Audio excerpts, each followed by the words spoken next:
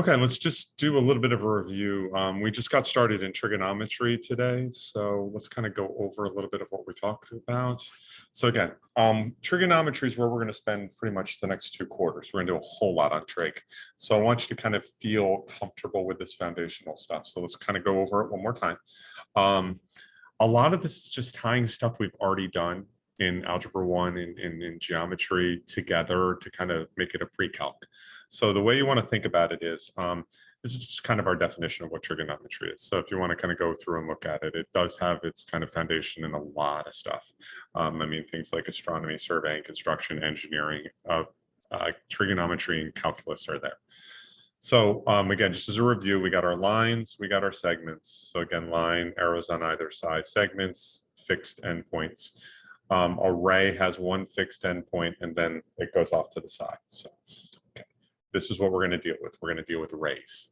Rays are going to kind of be the foundation of what we're going to talk about. Now, what's going to happen with a ray is we're going to have a ray that's going to come off. So this is going to be our ray, and it's going to be called our initial side. It's the start of our angle. So our angle starts here, and what we're going to do is we're going to draw a picture of an angle. There's going to be a starting side, the initial side. There's going to be a terminal side. That's going to be our where it ends. I'm going to let you know right now, on basically for the rest of this year, our initial side is always going to be on the x-axis.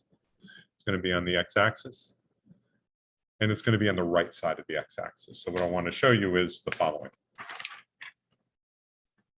This right here, there's our coordinate plane. What I am letting you know without any question whatsoever, what we're going to deal with right here, this guy right here, this is always going to be our initial side. Our initial side is always going to start on the x-axis. Yes, in the real world, we can move it around. We can have it in different places, but I am telling you, the initial side is going to be that right half of the x-axis. And what's going to happen is we're going to draw a terminal side where that angle ends. So again, we kind of have that flat where it's going to be, and what's going to happen is it's going to end. Like we're going to draw another ray to show where it ends. So going back here, what happens is we have a counterclockwise rotation. This is counterclockwise, kind of going this way. Go this way for counterclockwise. That's going to be our positive angles. What I'm saying is these are going to be angles that are positive numbers. So again, these are going to be angles that are positive numbers. I start on the x-axis. This is my initial side. What I'm going to find out, again, this is going to be my terminal side, my TS, my terminal side. So there's a positive angle. We also can have negative angles. A negative angle basically says I'm still going to start here. This is going to be my initial side. But this case, I'm going to rotate clockwise, and that's going to give me my terminal side. So we're going to have positive rotations and negative rotations. And what we need to know is that when we deal with this, we're going to learn about this idea called standard position. Standard position is basing everything off of the XY coordinate plane. You're going to be set at the origin. Reminder, the origin is 0, 0. Your initial side is going to be along the positive axis. Like I said, it's going to be like when we look at our XY coordinate, it's going to be right here. This is the positive side of the x-axis. The angle lies in the quadrant where the terminal side is located. So we'll hold off on that. I'll come back to that in a moment. But what I want to show you is the following. I want to show you something that you should remember from Algebra 1. Your quadrants. My quadrants, 1, 2, 3, 4. Those are your quadrants. What I want to tie them to is I want to tie these to some stuff in geometry, because what we're going to do is kind of take our geometry measures of angles and put it in the coordinate plane. So if you remember, this is again where my y-axis, this is my x-axis, this is where they kind of intersect. What they do is they actually make a right angle. They make a right angle. And what that tells me is if you remember what the measure of a right angle is, the measure of a right angle measures 90 degrees. So what that tells me is this point right here, from my initial side, we have a 90-degree angle that goes here. And if I keep going counterclockwise this way, I'm going to be at 180 degrees. If I keep rotating again another 90 degrees, I'm going to be at 270 degrees. And if I make that complete rotation, I'm going to be back at 360 degrees. And technically, it's where we started, so it's actually 0 degrees as well. So what I have now is I have like some basis. And what I want you to understand is I want you to understand what type of angles fall in what quadrants. So quadrant 1 is going to be any angle from 0 to 90. Quadrant 2 is going to be any angle from 90 to 180. Quadrant 3 is going to be any angle from 180 to 270. And quadrant 4 is going to be any angle that's from 270 to 360. And what's basically going to say is that when I make myself an angle, when I make this standard positioned angle, this over here, standard position, it's all going to kind of be driven by this. So if I want to look at things, if I look at this, again, I want to talk about my initial side and my terminal side. And if you notice, I have an angle that is in quadrant 1. So what this tells me is that this angle here is somewhere between 0 and 90 degrees. I know that this angle is somewhere between 0 and 90 degrees. If you wanted to ballpark it, it could be a 45-degree angle. But in general, I want you to know that if you see a standard position angle that looks like this, it starts on the x-axis here, it ends in quadrant 1. This is an angle that's between 0. So it's somewhere between 0 and 90 degrees. Probably somewhere in the middle. So I would say maybe this thing is roughly 45 degrees. The ballpark.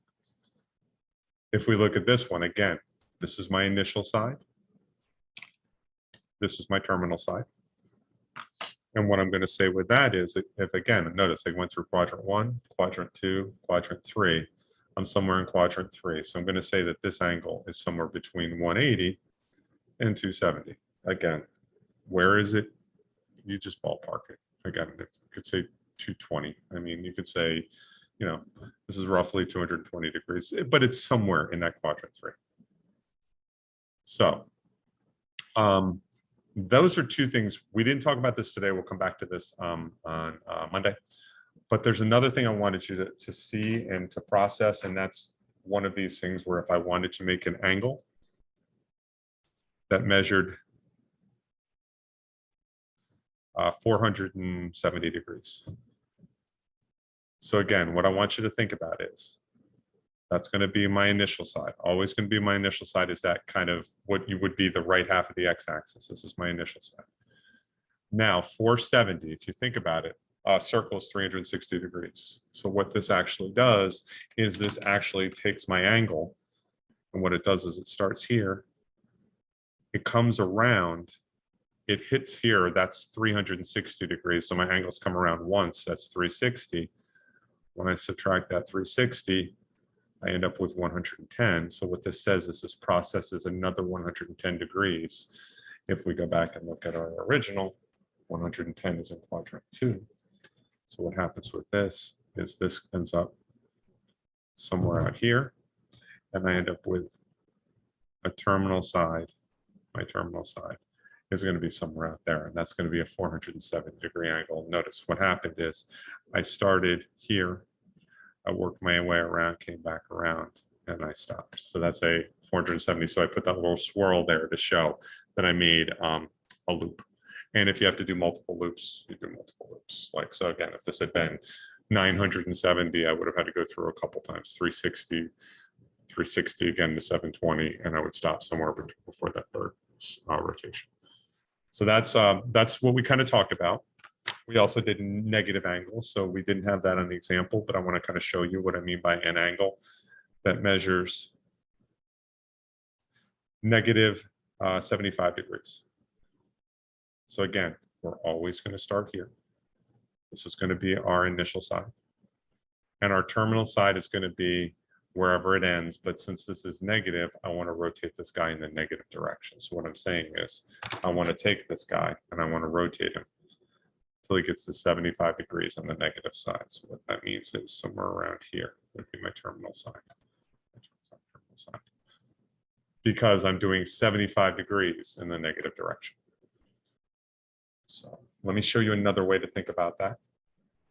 So notice, if I'm going backwards from this place, this guy is technically going to be from 0 to negative 90.